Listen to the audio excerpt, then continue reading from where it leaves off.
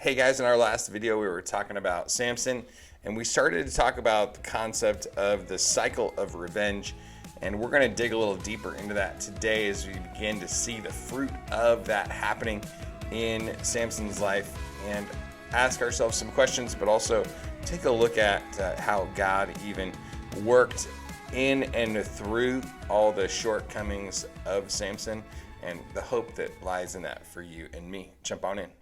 Welcome to the Equipped Disciple channel. My name is Rick McClatchey. I will be your host. We are here to be and to make disciples of Jesus, and we do that through daily devos, through Sunday sermons, and through other discipleship resources. We are here to equip you. All right, here we go. We are jumping into Judges chapter 15. We are taking a look at the continuing story of Samson, one of the longer stories, certainly, of a judge in this book of Judges. And today we're looking at and asking ourselves the question, shouldn't I give them what they deserve? Like when people do wrong things, shouldn't I give them what they deserve? And certainly, God is a God of justice. Absolutely. And so there needs to be some sense of getting the thing that's coming to you in a lot of ways, right? Because justice needs to be given out.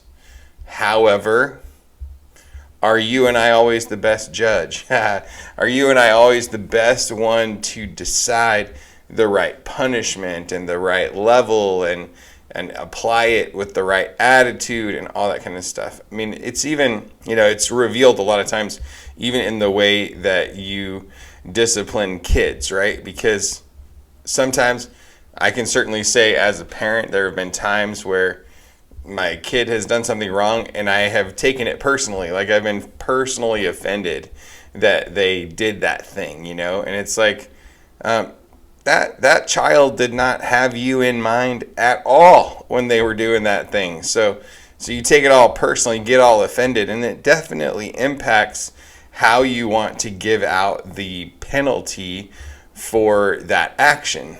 It can actually cause you to apply like the incorrect level of disciplinary action because you're processing it from a personal standpoint. So that's where God says, hey, vengeance is mine and I will repay. He is a God of justice. Let's go ahead and jump into the text. It says, later on, during the wheat harvest, Samson took a young goat as a gift and visited his wife. I want to go to my wife in her room, he said, but her father would not let him enter. I was sure you hated her, her father said. So I gave her to one of the men who accompanied you. Isn't her younger sister more beautiful than she is? Why not take her instead? And Samson said to them, this time I will be blameless when I harm the Philistines.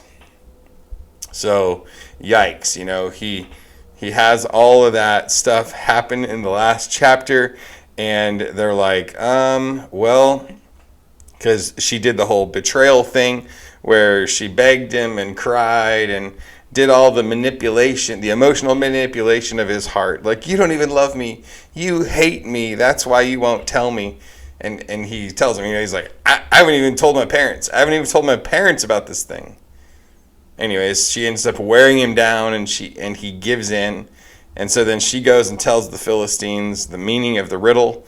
They come back with the riddle, and then he has to provide clothing, 30 sets of clothing.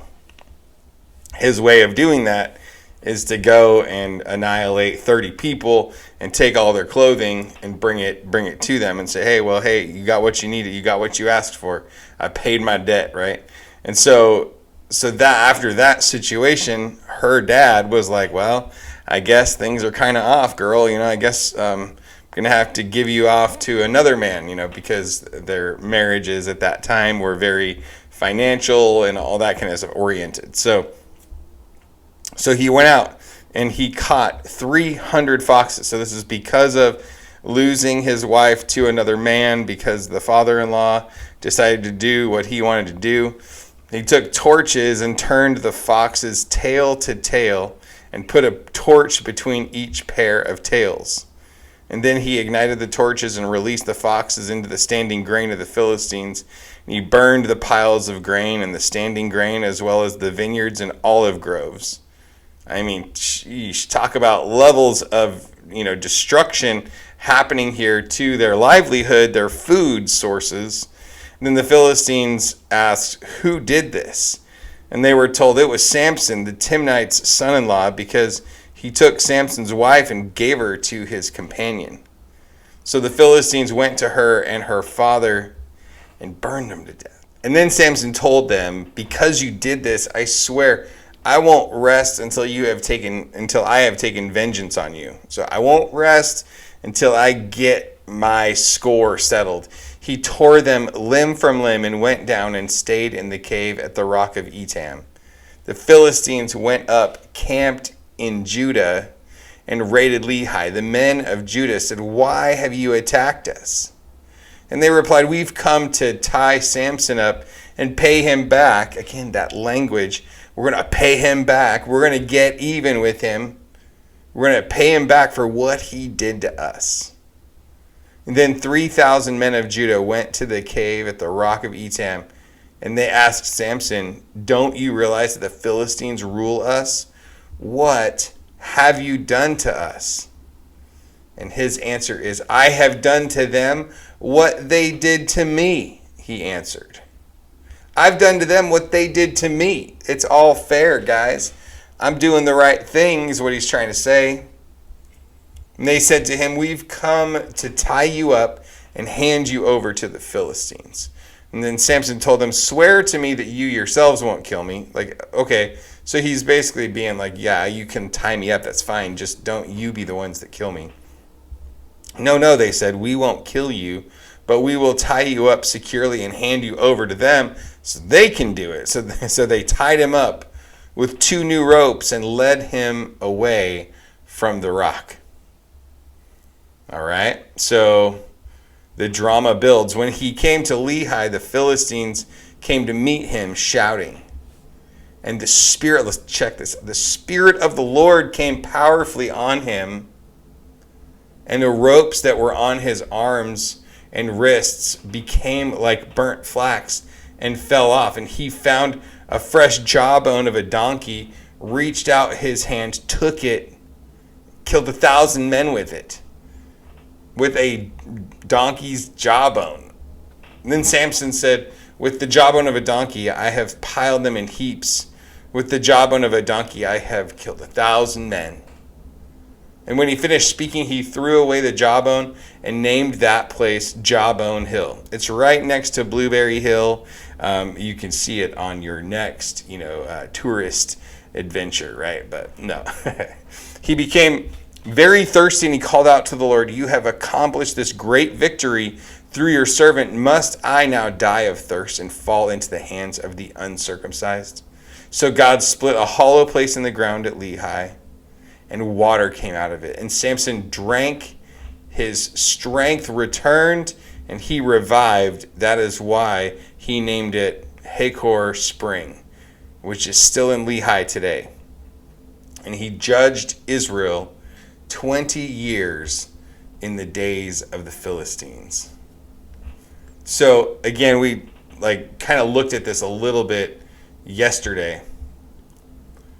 And I think that just taking another look at it, you have the atrocity that happens, you go into shock, you've got fear, you've got grief, you've got anger, which then if it's not appropriately handled, if it's not appropriately processed, you get bitterness and revenge and retaliation coming out of that.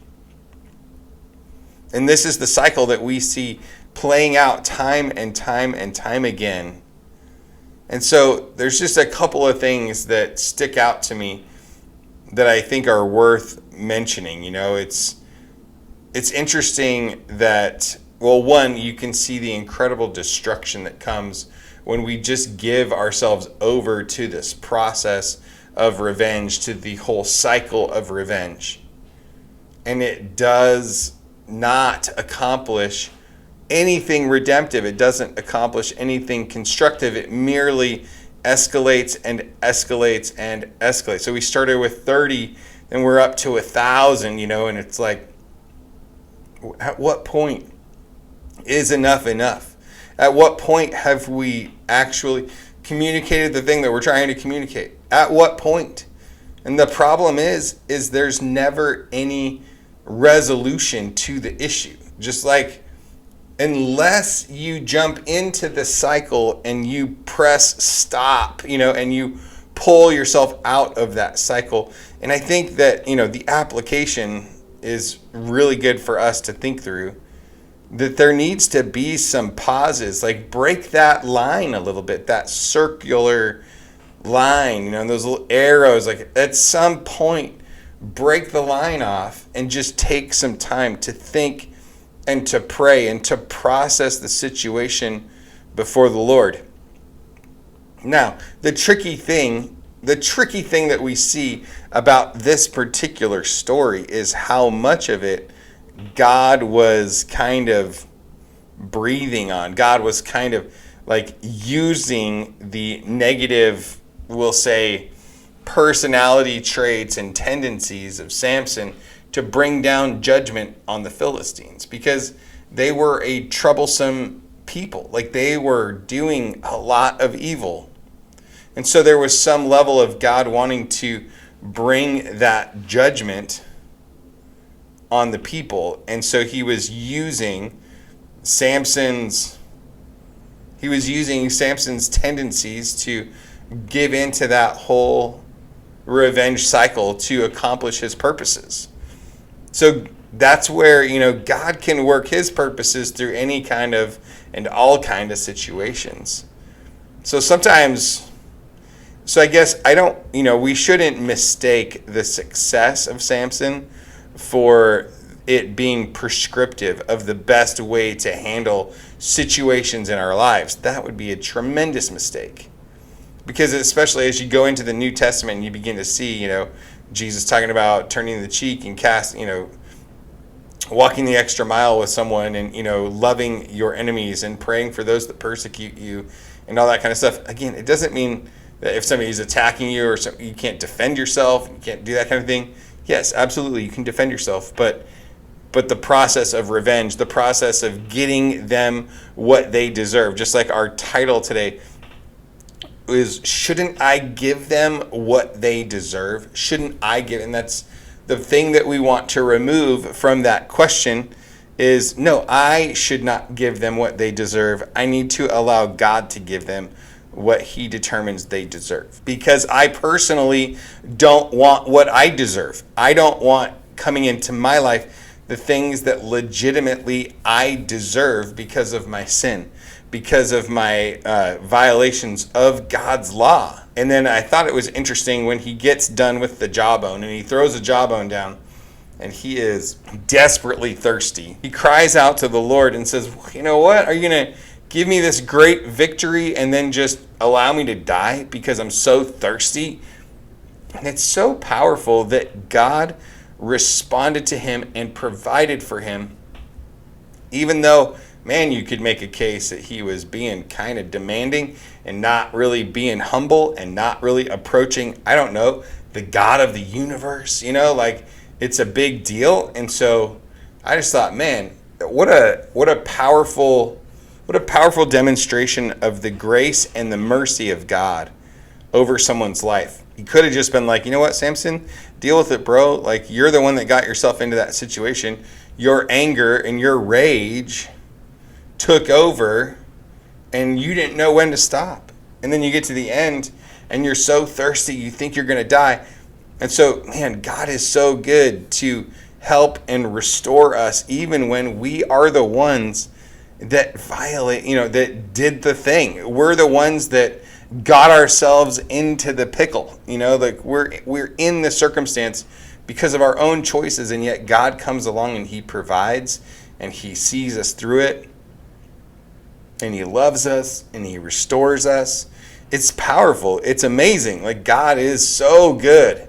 And I think that we should definitely not miss that. We should definitely not miss that point today, just about how good God is and how much he uses us, even in our brokenness and even in the frail things of our lives. He uses us to accomplish his purposes, and also then see, I think he gives us opportunities to respond to him, to grow and to get better. After every time that he did his thing with the Philistines, he could have stopped, learned a lesson, and grown from it. We're going to see how the whole woman trap in his life again happens again. He didn't learn his lesson the first time.